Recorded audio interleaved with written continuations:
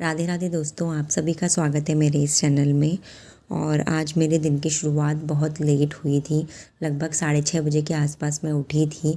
हर दिन एक जैसा नहीं होता है, इसलिए हमें कभी ये नहीं सोचना चाहिए कि हार कभी भी नहीं माननी चाहिए। हम हार मान के बैठ जाएंगे तो फिर जीवन आगे बढ़ेगा ही नहीं।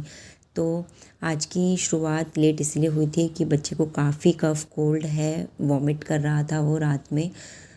थोड़ा मतलब जैसे जैसे कफ़ हो रहा था तो फिर वो दूध की थोड़ी बहुत उल्टी कर रहा था, जो भी फीड करता है उसकी। तो सुबह के टाइम पे जब भी मैं उठ रही थी मेरी आँख खुल जाती है 5 बजे, 5:15 बजे मेरी आँख खुली।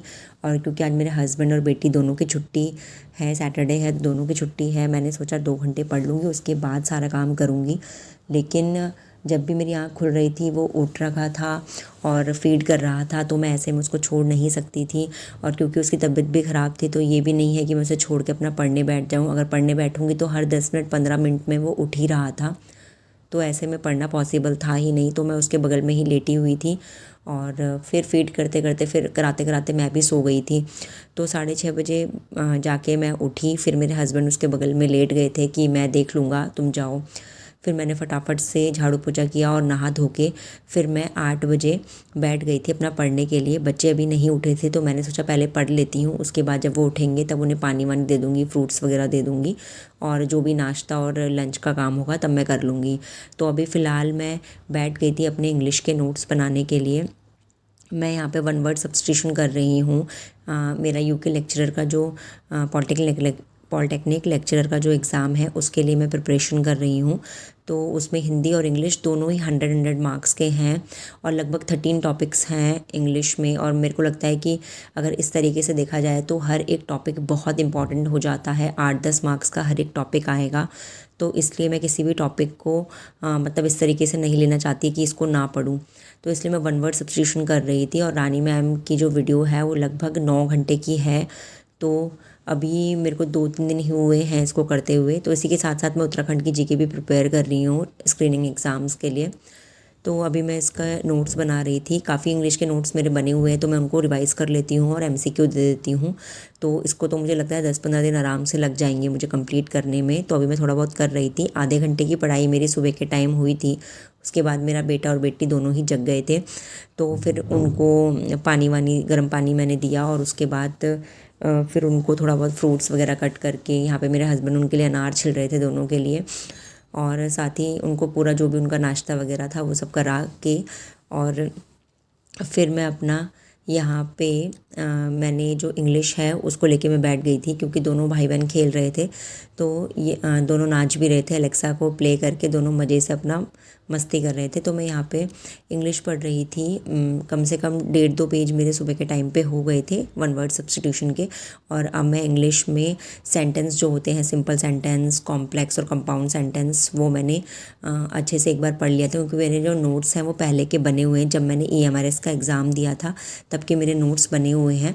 तो इसलिए मैंने उन नोट्स में से अच्छे से उनको पढ़ के, और फिर मेरी तैयारी मतलब उस टॉपिक की कंप्लीट हो गई थी। और फिर मैंने 2 MCQ दिए और उसके बाद मैं फिर अपना लंच बनाने के लिए आ गई थी सबके लिए। आज क्योंकि जब भी सैटरडे संडे होता है तो हमारा ये होता है कि हम उस दिन हफ्ते में एक दिन पनीर खाएंगे, क्योंकि हम नॉन वेज नहीं खाते हैं।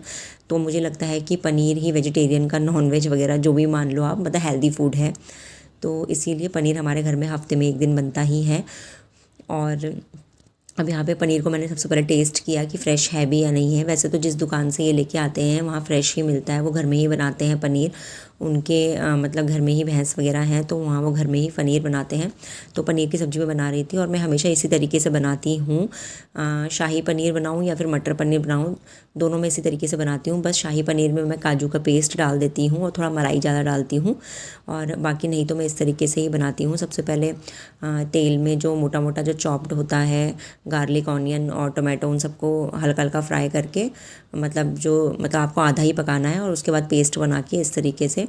और मतलब काफ़ी टेस्टी लगता है। अगर इस तरीके से आप मटर पनीर बनाएंगे तो बहुत टेस्टी लगता है। और चावल के साथ हमने बना लिया था, क्योंकि हम गढ़वाली हैं तो दिन में चावल तो मस्ट हो जाता है, हम चावल ही खाते हैं।